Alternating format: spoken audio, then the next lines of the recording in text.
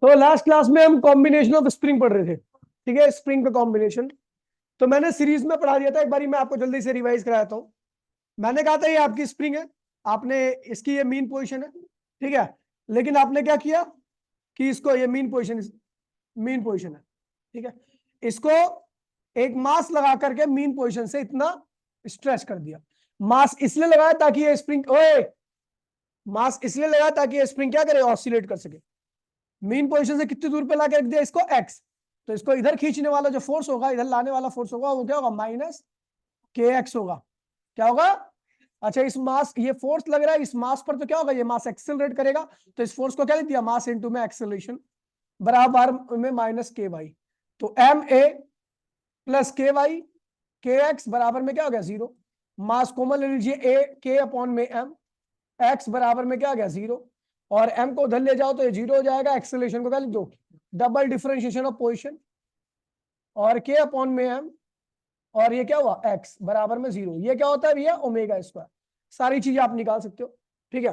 फिर मैंने सीरीज में निकाला था, ये रिजिड सपोर्ट है, यहां से एक स्प्रिंग लटकी हुई है, इसी के साथ दूसरी स्प्रिंग भी है, ठीक है, इसके साथ एक मास अटैच्ड है, ठीक है, और ये मेन पोजीशन पर है, ठीक है। हमने क्या किया, इसके ऊपर अप्लाइड फोर्स लगा दिया एफ, ठीक है।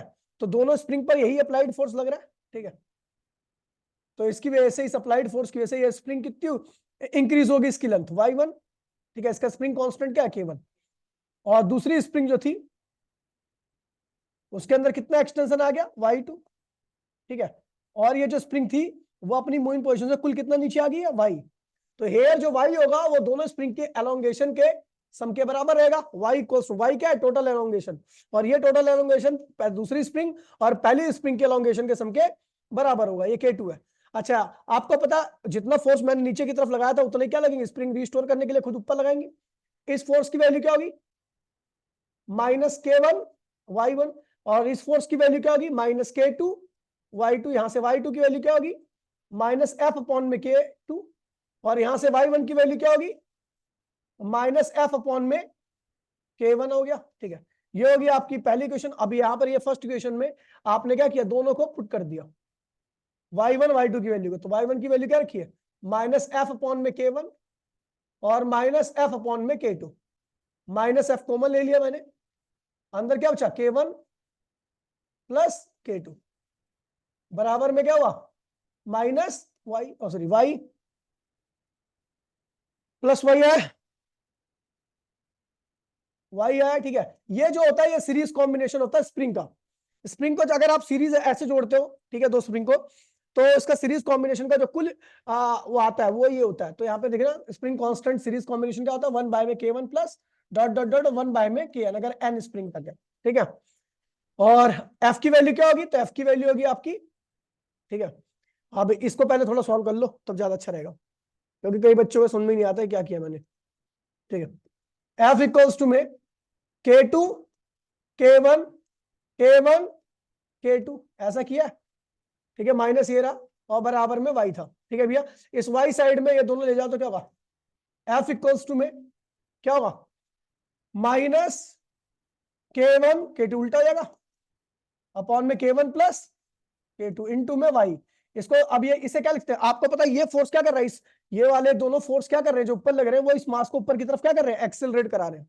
तो इस फोर्स को क्या लिखेंगे, मास इनटू में एक्सेलरेशन। इसको इधर ले आओगे तो ये क्या होगा, प्लस हो जाएगा, k1 k2 k1 plus k2, y भी है बराबर में क्या आ गया, जीरो। मास कॉमन ले लीजिए तो acceleration plus k1 k2 k1 plus k2, नीचे क्या आएगा, मास, और बराबर में क्या आएगा, जीरो। इसको ले आके जीरो कर देना। एक्सेलरेशन को क्या लिख दोगे, double differentiation of y, double differentiation of y, और उसके बाद एक्सेलरेशन को ये लिख दिया। उसके बाद ये क्या होता है, ओमेगा स्क्वायर, है ना। ओमेगा स्क्वायर करके आप फ्रीक्वेंसी निकाल लोगे, इसकी एंगुलर फ्रीक्वेंसी निकाल लोगे, सारा कुछ निकाल लोगे। काम भी चेक करूंगा, ठीक है, कल का काम भी, कोई बहाने नहीं सुनूंगा किसी के भी। अब आते भैया पैरेलल कॉम्बिनेशन में, ठीक है भैया। तो पैरेलल कॉम्बिनेशन में क्या होता है, दो स्प्रिंग को इस तरीके से लगाया जाता है, और ये एंड क्या दोनों का फिक्स है, दोनों स्प्रिंग का ये एंड फिक्स है। और ये क्या है भैया, आपकी मीन पोजीशन क्या है, ये ठीक है, मीन पोजीशन, अब नहीं मीन पोजीशन नहीं है। उसके बाद मैंने क्या किया, लोड अप्लाई कर दिया। क्या कर दिया मैंने, क्या किया, लोड अप्लाई कर दिया। लोड अप्लाई करने की वजह से क्या हुआ, ये स्प्रिंग क्या होगी, थोड़ी सी अपनी बेस यहां से नीचे आ गई, थोड़ी नीचे आ गई इस वेट की वजह से। कहां पे आ गई भैया, मीन पोजीशन पे। क्या आ गई, अभी ऑसिलेशन नहीं होगी। ऑसिलेशन कब होती है, जब आप इसको बाहर से फोर्स लगाते हो और डिस्टर्ब करते हो इसको, है ना। तो जैसे हमने बाहर से फोर्स लगाया, ठीक है, यहां पे लिखा हुआ है on after applying the external force downward direction में। तो आपको पता है अब दोनों स्प्रिंग तो जुड़ी हुई है एक से ही, तो इसके अंदर जितनी एक्सटेंशन आएगी उतनी एक्सटेंशन क्या होगी, इसके अंदर भी आएगी। दोनों के अंदर एक्सटेंशन मैंने क्या लिख दिया, वाई वाई, ठीक है। लेकिन आपको पता है इसका स्प्रिंग कांस्टेंट क्या है, K1, इसका स्प्रिंग कांस्टेंट क्या है, K2। तो ये फोर्स क्या लगाएगी, F1, और ये फोर्स लगाएगी F2। दोनों का रीस्टोरिंग फोर्स क्या होगा, अलग अलग होगा। क्या होगा, देखिए दोनों के अंदर एक्सटेंशन क्या होगी, सेम होगी। दोनों के अंदर एक्सटेंशन क्या होगी, रीजन क्या है, क्योंकि दोनों एक चीज से हम नीचे से खींच रहे हैं, तो जितनी ये खींचेगी उतनी ये भी खींचेगी, ठीक है। ऊपर की तरफ ये फोर्स कितना लगा रही है, F1, ये कितना लगा रही है, F2। F1 की वैल्यू अगर देखोगे तो क्या होगा, माइनस K1। K1 क्या है, इसका स्प्रिंग कांस्टेंट, और Y क्या है, इसके अंदर का एक्सटेंशन। F2 क्या होगा, माइनस K2 इंटू में Y। अच्छा, टोटल फोर्स ऊपर की तरफ कितना लग रहा है जो इसको रिस्टोर कर रहा है, F1 प्लस F2। F1 की वैल्यू क्या रखी है, माइनस K1Y, और F2 की वैल्यू क्या रखी है, माइनस K2Y। Y कॉमन ले लिया हमने। अब देखिए यहां से एक और फॉर्मूला आ रहा है आपका, ठीक है। Y कॉमन ले लिया, Y कॉमन ले लिया तो आपका ये बचा। अच्छा, इसको क्या लिख सकते हो भैया, ये जो फोर्स लग रहा है ये दोनों फोर्स का सम है, ठीक है। और वो क्या कर रहा है, इस पार्टिकल को कहां ले आ रहा है, मीन की तरफ, किधर एक्सीलरेट करा रहा है।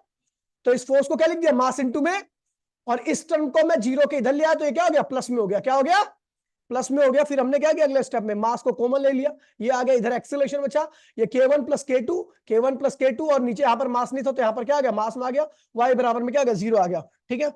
अगले स्टेप में आपको पता ही हम क्या करेंगे, क्या करेंगे भैया, इसको एक्सेलरेशन को हमने क्या लिखा, एक्सेलरेशन को डबल डिफरेंशिएशन ऑफ, ये यहाँ पे स्क्वायर आएगा, ठीक है, ये स्क्वायर आएगा, ध्यान रखना। और यहाँ पे क्या होगा, K1 प्लस K2, और ये क्या हो गया, y। ये क्या होता है भैया, सिंपल हार्मोनिक आएगी। अब सिंपल हार्मोनिक आएगी तो ये चीज क्या होती है, ओमेगा स्क्वायर के बराबर क्या होती है, तो ओमेगा ओमेगा आ गया, फिर फ्रीक्वेंसी आ गई, ओमेगा क्या लिखोगे, 2πf लिखोगे, तो यहाँ का 2π सीधा नीचे ले आओ, तो ये क्या, फ्रीक्वेंसी आ गई, और फ्रीक्वेंसी का उल्टा कर दोगे तो क्या आ गया, टाइम पीरियड आ गया। कोई दिक्कत तो नहीं है, सारी चीजें आ गई, ठीक है, आसान था। अच्छा, यहाँ पर नोट में एक बात ध्यान रखना कि यहाँ पर जो आपका स्प्रिंग कांस्टेंट है, पहले क्या था आपका सीरीज में क्या था, 1 बाय में K1 प्लस 1 बाय में, लेकिन यहां पर आपका स्प्रिंग कांस्टेंट क्या आ रहा है, स्प्रिंग कांस्टेंट K1 प्लस, यानी अगर दो स्प्रिंग को अगर एक साथ खींचोगे तो आपको स्प्रिंग ज्यादा हार्ड लगेगी। एक स्प्रिंग को खींचो आसान है, वैसे ही दो स्प्रिंग को खींचो तो हार्ड लगता है। रीजन क्या है, क्योंकि दोनों का स्प्रिंग कांस्टेंट क्या होता है, जुड़ जाता है। क्या होता है, और आपको पता है जिसका स्प्रिंग कांस्टेंट बट ज्यादा हो जाता है उसको खींचना और कंप्रेस कर पाना उतना ही क्या होता है, मुश्किल होता है, ठीक है। एक स्प्रिंग आसानी से खींच जाती है, लेकिन वैसे ही दो स्प्रिंग अगर पैरेलल में खींचोगे तो आपको दिक्कत होगी, और दबाओगे फिर भी क्या होगी, दिक्कत होगी, क्योंकि उसका कांस्टेंट क्या होता है, बढ़ जाता है। तो यहाँ पे मैंने अलग से यहाँ पर लिख दिया आपको, क्या हुआ कि अगर आपको सीरीज कॉम्बिनेशन में देखना हो तो ऐसे जुड़ेगी। यहां पर जब आप उल्टा करते हो ना तो स्प्रिंग कांस्टेंट क्या होता है, कम हो जाता है। आपको सीरीज कॉम्बिनेशन में, पैरेलल कॉम्बिनेशन में रेजिस्टेंस याद है, क्या होता था, अगर दो रेजिस्टेंस को पैरेलल में जोड़ दूं तो क्या होता था, कम हो जाता था या ज्यादा हो जाता था। तो वैसे ही ये भी है, इसका जो वहां पे जो पैरेलल में आता था यहां पर वो सीरीज में आ रहा है, सीरीज में आ रहा है, ठीक है। वहां पर रेजिस्टेंस कम आता था, यहां पर स्प्रिंग कांस्टेंट की वैल्यू क्या होती है, कम आती है। दो स्प्रिंग को एक दूसरे के पीछे जोड़ के खींचो ना, स्प्रिंग लंबी कर दो, सीरीज में जोड़ने पर स्प्रिंग क्या होती है, लंबी आती है। लंबी स्प्रिंग को खींच पाना बड़ा आसान होता है, और दबा पाना भी आसान होता है, समझ गया, ते ध्यान रखना। हाँ देखिए, और पैरेलल में क्या था, K1 प्लस K2 प्लस, जितनी स्प्रिंग जोड़ रहे हो पैरेलल में सबको जोड़ते हैं, स्प्रिंग कांस्टेंट क्या होगा, ज्यादा हो जाएगा, और उसको खींच पाना और दबा पाना दोनों क्या होगा, मुश्किल हो जाएगा, ध्यान रखना। अब एक क्वेश्चन है भैया, बहुत प्यारा क्वेश्चन है, ठीक है। कह रहे मास कितना है भैया, 0.2 kg का, hang at the end of spring के साथ ही लटका हुआ है, ठीक है। और इसके साथ एक एक्स्ट्रा मास ऐड किया जाता है जिसका मास क्या है, 0.2 kg। अब ये मास जहां पे था वो मेन पोजीशन थी, ये मास जब लटका था तो कहां पे था, मेन। लेकिन जब ये मास लगा दिया गया और एक्स्ट्रा, तो इसके वेट की वजह से कहां चला गया, एक्सट्रीम पर कहां चला गया। फिर इस मास को मैंने हटा दिया, फिर इस मास को क्या हुआ, तो वो फिर क्या होगा, जो रिस्टोरिंग फोर्स आएगा वो क्या करेगा, इसको रिस्टोर करेगा स्प्रिंग को, और ऑसिलेशन क्या करेगी, स्टार्ट हो जाएगी। क्या होगी, तो कह रहा है ऑसिलेशन का टाइम पीरियड बताइए क्या होगा। देखिए क्वेश्चन देखिए कितना प्यारा क्वेश्चन है। देखिए पहले केस में ये था, जब लटका हुआ था तो कहां पे था, और नो ऑसिलेशन। जैसे ही मैंने क्या किया, ऑन अप्लाइंग एक्स्ट्रा मास, तो एक्स्ट्रा मास से क्या हुआ, ये मीन से क्या हुआ, नीचे आ गया। मीन पे था इतना, नीचे आ गया, कितना एक्सटेंड हो गया, 7 सेंटीमीटर। क्या हो गया, अब इसको हटा देंगे, इसको हटा देंगे तो क्या होगा, जब ये नीचे आया था तो ऊपर भी एक फोर्स लग रहा था, ये स्प्रिंग ऊपर की तरफ फोर्स लगा रही होगी, कौन सा फोर्स होगा, रीस्टोरिंग फोर्स, या स्प्रिंग फोर्स कह सकते हो आप इसको। और उसकी वैल्यू क्या होती है, एफ इक्वल्स टू में माइनस के वाई। ये फोर्स किसके बराबर होगा, इसके, ये जो रीस्टोरिंग फोर्स आया है वो इसके वेट के बराबर होगा, इसके। आपको पता ना, आप जितना नीचे फोर्स लगाते हो उतना स्प्रिंग क्या लगाती है, ऊपर लगाती है। तो आपने कितना फोर्स लगाया, इतना लगाया, के एम जी बोलना सुअर, फोर्स बोल रहा हूं, मास नहीं बोल रहा।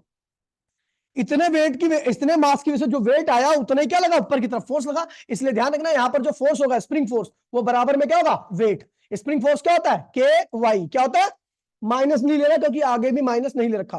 और ये क्या होगा, एम जी के बराबर होगा, कौन सा एम, ये वाला एम, कौन सा एम, जिसकी वजह से ये ऑसिलेशन स्टार्ट हुई है।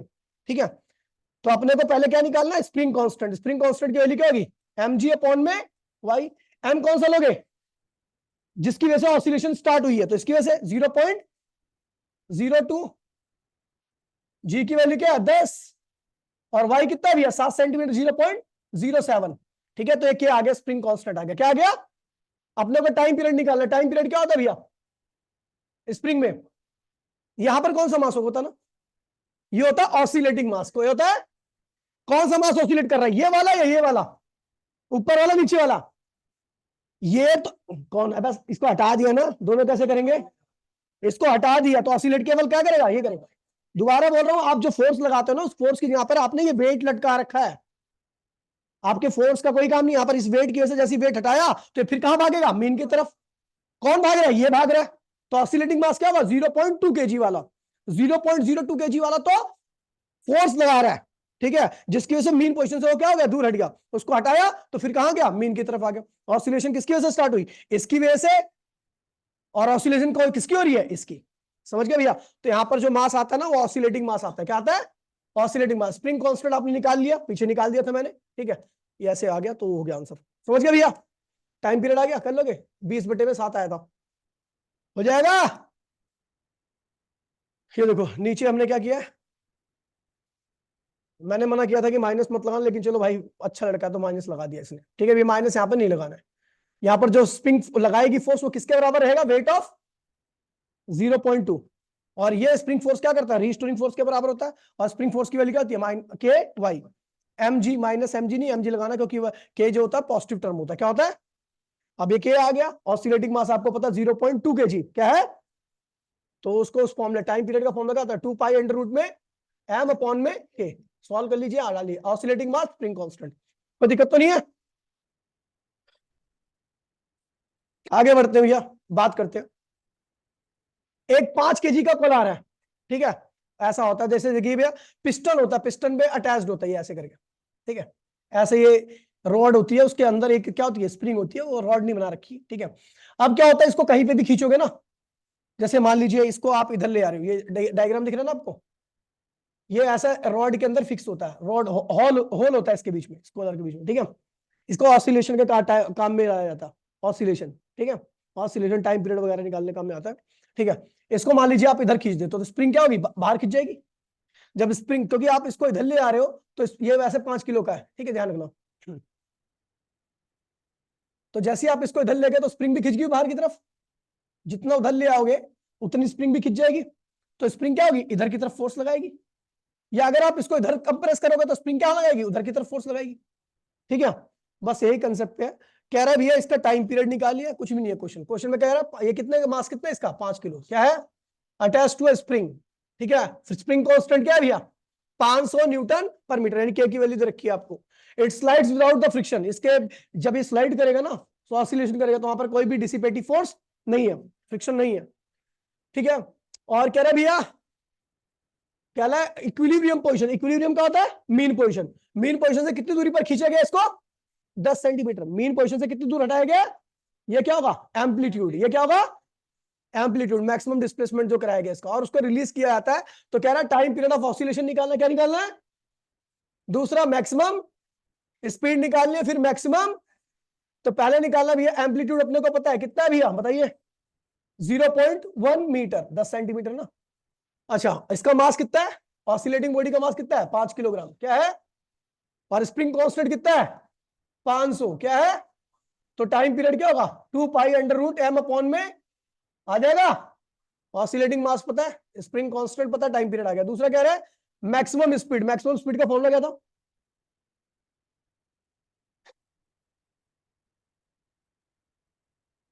ए ओमेगा, क्या था, ए ओमेगा, ठीक है। तो अगर मैं बात करूं तो ये क्या होगा, ए तो आपको दे रखा है 0.1, ओमेगा क्या होता है, के अपॉन में एम होता है, अगर आ होगा अंडर रूट के अपॉन में एम, ओमेगा की वैल्यू क्या होती है, अंडर रूट के अपॉन में एम, ओमेगा स्क्वायर की वैल्यू के अपॉन में एम होती है। तो आपको क्या दे रखा है, बोला हाँ, एम दे रखा है ऑसिलेटिंग बॉडी का, ठीक है, एम्पलीट्यूड दे रखा है 0.8। अच्छा, मैक्सिमम एक्सीलरेशन का फॉर्मूला क्या होगा, ए ओमेगा स्क्वायर, ये भी नहीं आता मुझे पता तेरे को, 0.1 के अपॉन में एम, ओमेगा स्क्वायर की वैल्यू के अपॉन में एम होती है, सब कुछ दे रखा है, हो जाएगा। चलो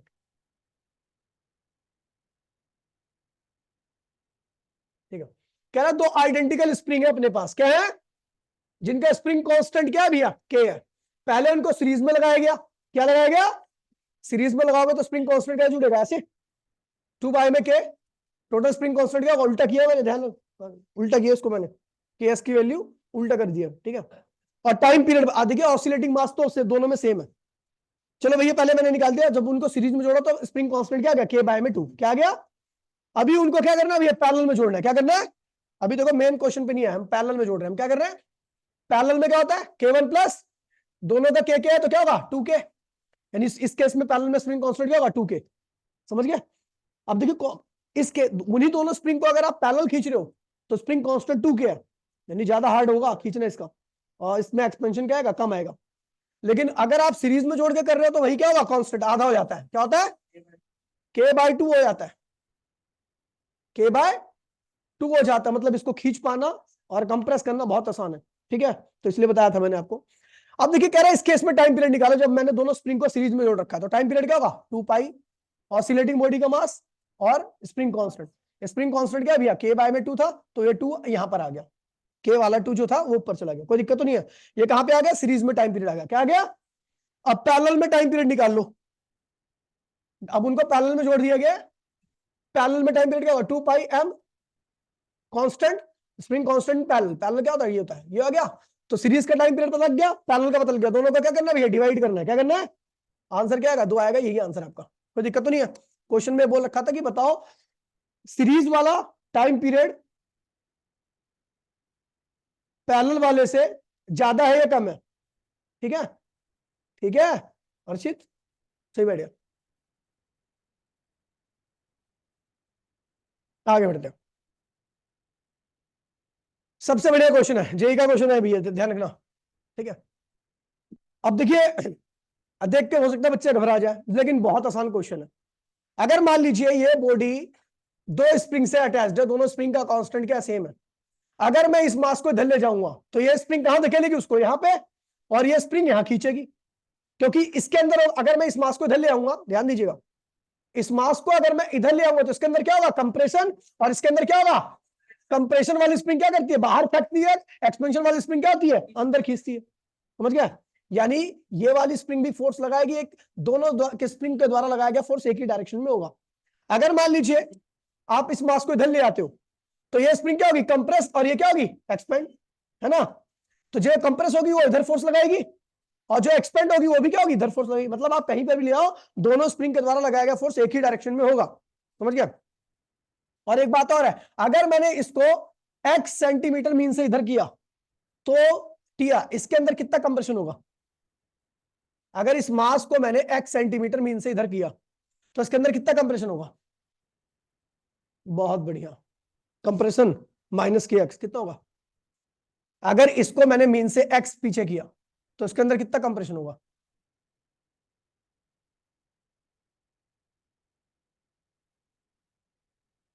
माइनस एक्सपेंशन कंप्रेशन माइनस के एक्स होता है, वो तो फोर्स होता है, कितना होगा, अगर मैंने इसको मीन से इधर किया तो इसके अंदर कितना कंप्रेशन होगा,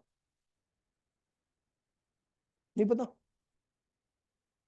कितना होगा x।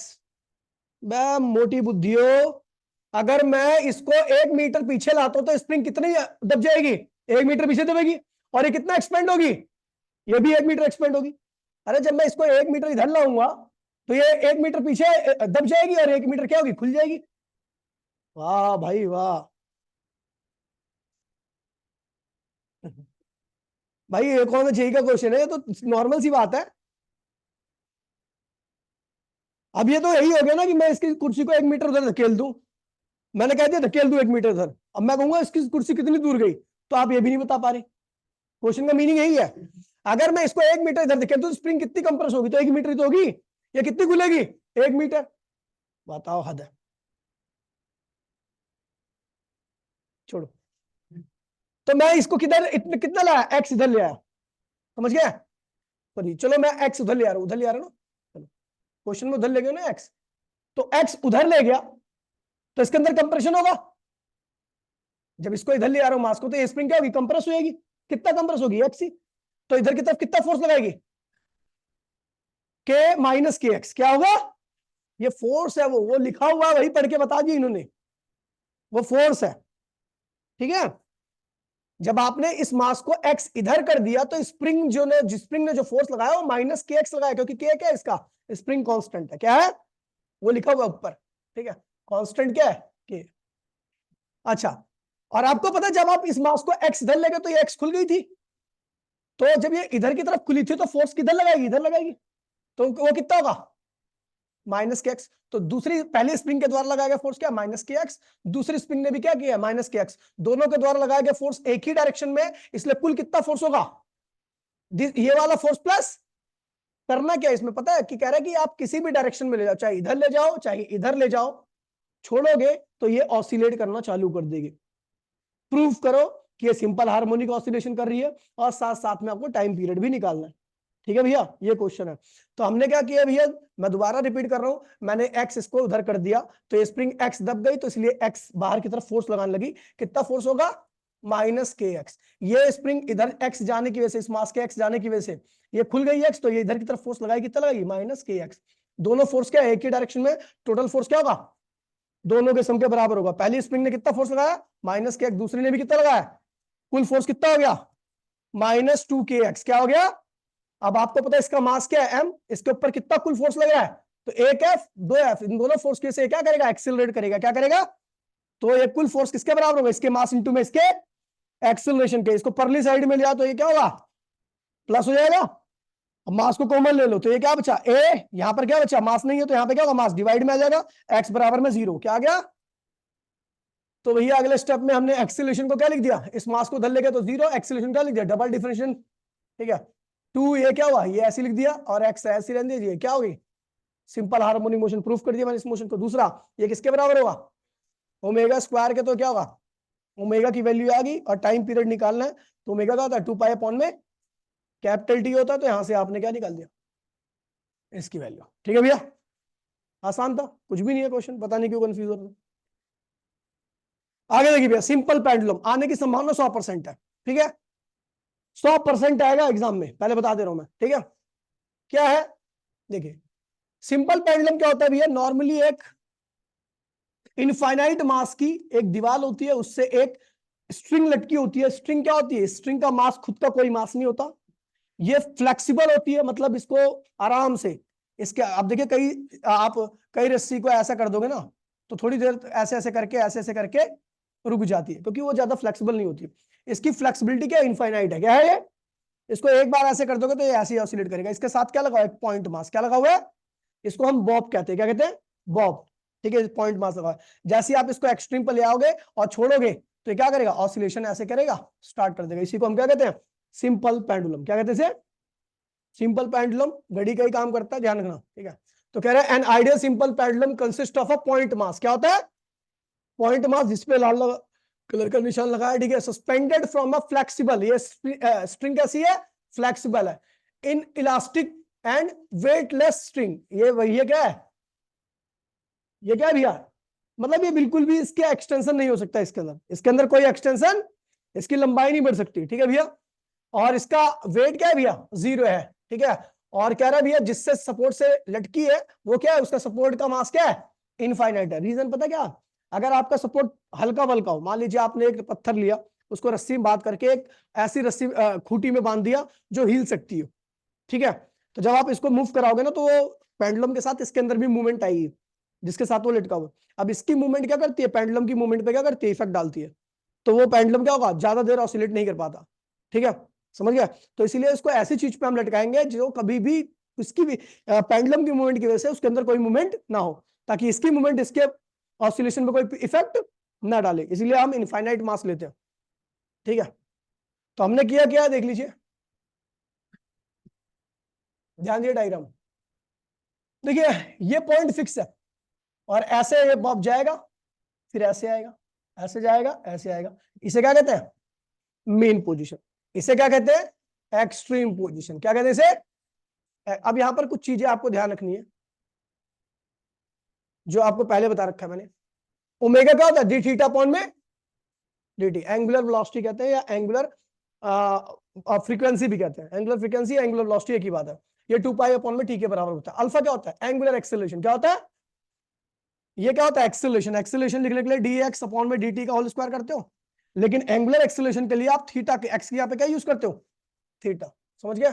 थीटा को अगर पहली बार डिफरेंशिएट करोगे तो क्या आएगी, वेलोसिटी। दोबारा करोगे तो क्या आएगा, एक्सेलरेशन।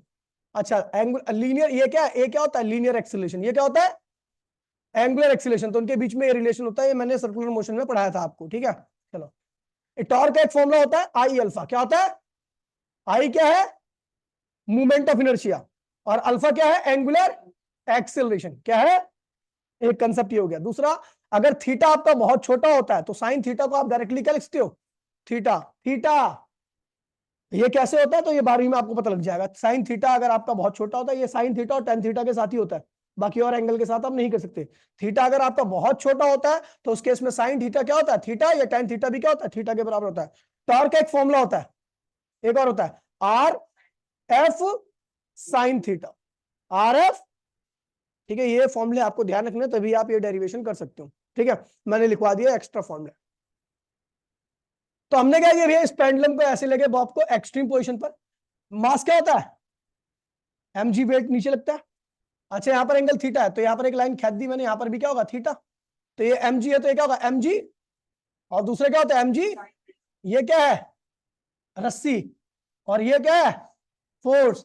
रस्सी के ऊपर ये जो फोर्स है वो क्या है, परपेंडिकुलर है। क्या है, ये ध्यान रखना, समझ गए। ये जो रस्सी है उसके ऊपर जो फोर्स लग रहा है वो क्या है, परपेंडिकुलर लग रहा है, समझ गए। और इस फोर्स की वजह से इस आर्म के अंदर क्या आ रही है, रोटेशन मोशन। क्या आ रही है, क्या आ रही है, रोटेशन मोशन का मतलब होता है कि ऐसा एंगल कवर करे। क्या करे, तो ये रस्सी जो हो रही है वो एंगल कवर करती है, तो फोर्स की वजह से इस आर्म के अंदर क्या आ रही है, रोटेशन मोशन। क्या आ रही है, ये चीज ध्यान में रखना, ठीक है भैया। अब यहां से हम स्टार्ट कर रहे हैं डेरिवेशन, ठीक है। देखिए मैं इसको ये इन्हीं फॉर्मूले का यूज करेंगे, मैं डेरिवेशन आपको यहां पे बता रहा हूं, ठीक है। ये है आपका इनफाइनाइट मास वाला सपोर्ट, इससे कनेक्ट कर दिया एक वेट, इसका वेट क्या है mg। ये मीन पोजीशन है, क्या है, ये एंगल कितना है, थीटा, ठीक है। यहां पे एक लाइन खींच दी मैंने, अब फिर भागा है तू,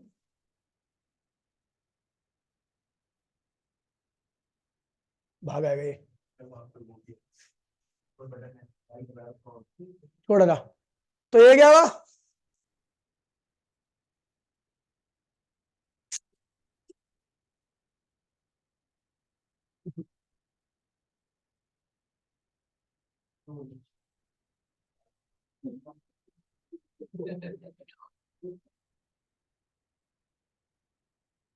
चलो इसे वहां से हटा ही दो, ठीक है। ये भैया पूरा कराना इधर की साइड से।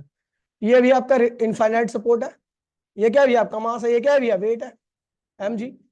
ये क्या है भैया, थीटा, mg है। ये क्या है, स्मार्ट तो तेरे पापा से भी याद हो बेटा।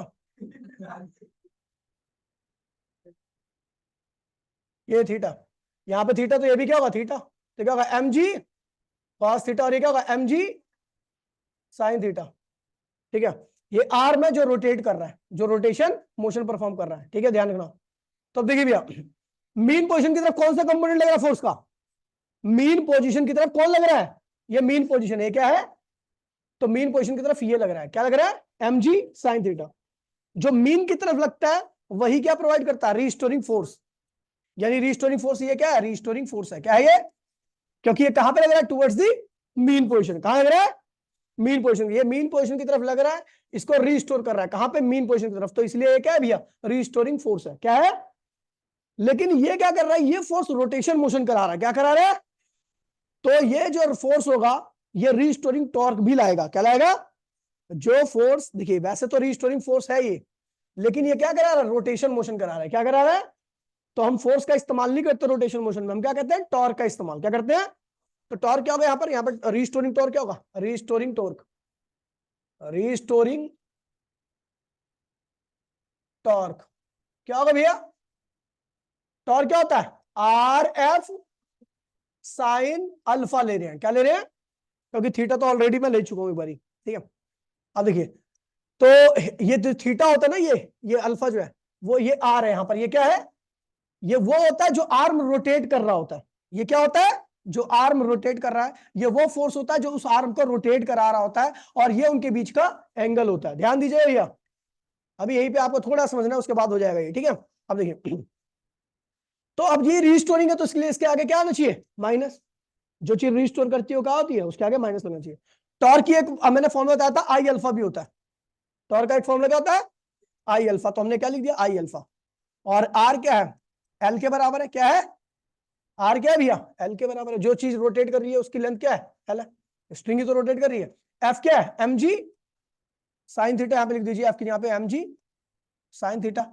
और आपको बता दूं, एल और इसके बीच में, एम जी साइन थीटा के बीच में एंगल कितना बन रहा है? 90 डिग्री। तो इसलिए क्या लिख दो? साइन 90। साइन 90 क्या होता है? यहाँ पे साइन 90 रखोगे, यहाँ पे लिख रखा है मैंने कि यहाँ पर एल और एम जी साइन थीटा एक दूसरे क्या है? परपेंडिकुलर है। तो अल्फा की वैल्यू फाइव फाइव ले रखा है, वहां पर एंगल क्या ले रखा है मैंने? तो वो 1 हो जाएगा। यहाँ पे फाइव ले रखा है, यहाँ पे क्या ले रखा है? फाइव। अभी अल्फा ले लो, कोई दिक्कत नहीं, ठीक है। तो फाइव ले लो, कोई दिक्कत नहीं फिर भी, ठीक है। तो आई अल्फा ये इधर आएगा तो क्या होगा? Plus l m g sine theta बराबर में क्या हो गया? 0। मैंने बोला एंगल छोटा है, ये एंगल क्या है? स्मॉल है। तो एंगल छोटा है तो ये क्या होगा? साइन थीटा को क्या लिख देंगे? थीटा। मैंने बोला ना, अगर एंगल छोटा होता है, एंगल टेंड्स टू 0, तो साइन थीटा क्या होगा? थीटा के बराबर होता है। तो क्या हो जाएगा ये? आई अल्फा प्लस क्या होगा? एम जी एल थीटा बराबर में क्या हो गया? 0। M g l theta. अब एक काम कीजिए, यहां से आई कॉमन ले लीजिए। क्या लीजिए? तो ये अल्फा हो गया, ये क्या हुआ? एम जी एल अपॉन में क्या हो जाएगा? आई। और ये क्या होगा? थीटा बराबर में क्या हो गया? 0। इस आई को इधर लिया तो क्या हो गया? 0, खत्म हो गया। अब एक काम करो, इसको मिटो रहा हूं मैं, इस डायग्राम को, खैर इसका कोई काम भी नहीं है।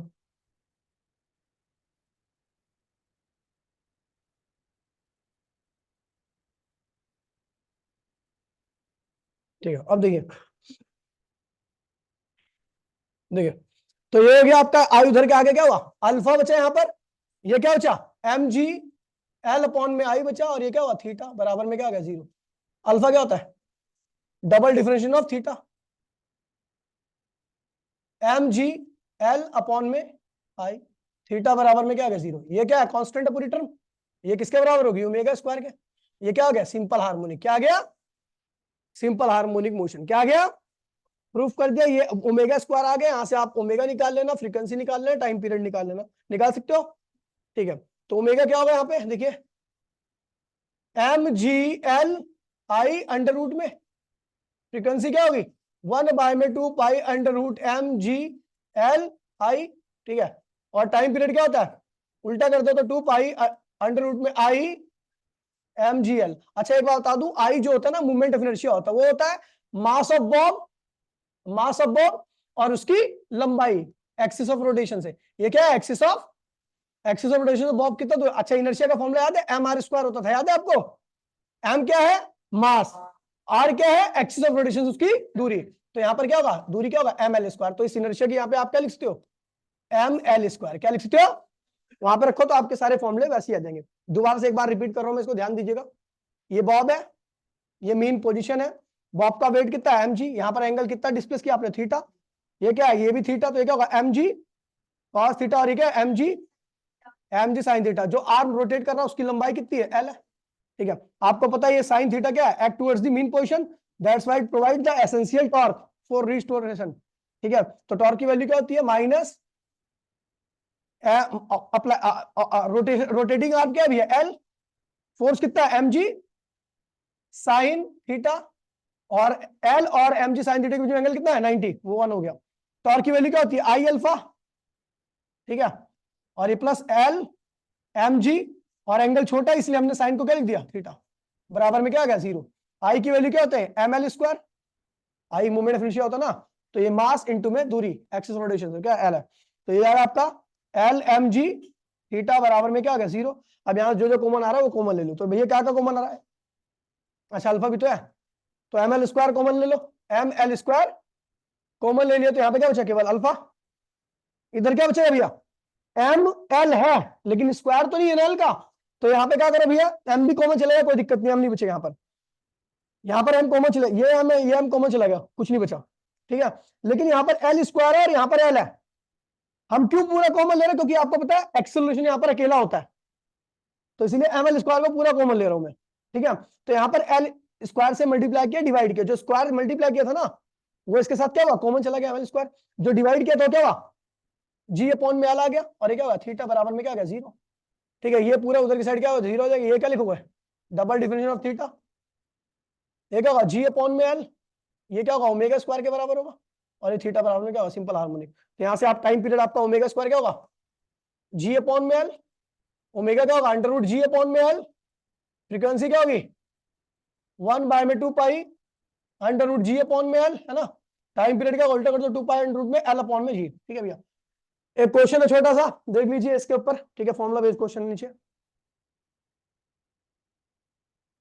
ठीक है, क्या कह रहे हैं, नहीं यार,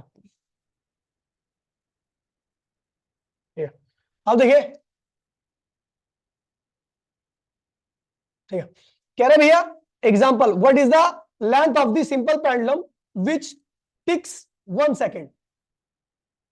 टिक 1 सेकंड है, टिक मतलब समझते हो कि वो ऐसे जाए और यहां पे पहुंच जाए, ये 1 सेकंड है, यहां पर आ जाएगी तो 2 सेकंड हो जाएगा, टाइम पीरियड होता है 2 सेकंड, और एक बार जाने का टाइम क्या होता है, 1 सेकंड, इसको एक टिक कहते हैं, क्या कहते हैं, एक एक्सट्रीम से दूसरी एक्सट्रीम पे जाने को एक टिक, फिर वापसी उसी एक्सट्रीम पे आने पे दूसरा टिक हो जाता है, तो इसका एक टिक कितना का है, 1 सेकंड का, क्या है, तो 2 टिक, हमें जो टाइम दिया होता है 2 टिक का होता है, क्या होता है, और टाइम 2 टिक का टाइम पे क्या होता है, एल अपॉन में जी, अभी बताया पीछे ड्राइव किया। ठीक है, हम जानते हैं टाइम पीरियड क्या है, 2 सेकंड दे रखा है, टाइम पी की वैल्यू क्या होती है, सिंपल पेंडुलम में 2 pi under root l upon में जी।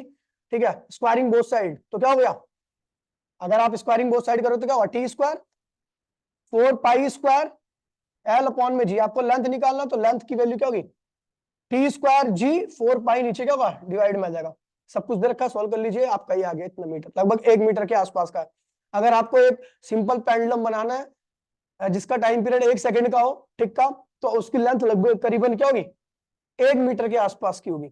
समझ गए भैया, तो ये था आपका क्वेश्चन, और मेरे हिसाब से आज की क्लास आपको घर पे पूरी रिटर्न में लिखनी चाहिए, पूरी एक लास्ट क्लास बची है, वो अगली क्लास में खत्म हो जाएगा, सारे क्वेश्चन भी मैंने साथ साथ में करा दिया एनसीईआरटी के, आप लोग भी इसको फिनिश कर लेना, मिलते हैं अगली क्लास में, टाटा बाय बाय, जय हिंद। और हाँ, काम काम दे दो, ठीक है, चलो काम दिखाओ, जरूर तो दिखाओ पहले, सबसे पहले काम।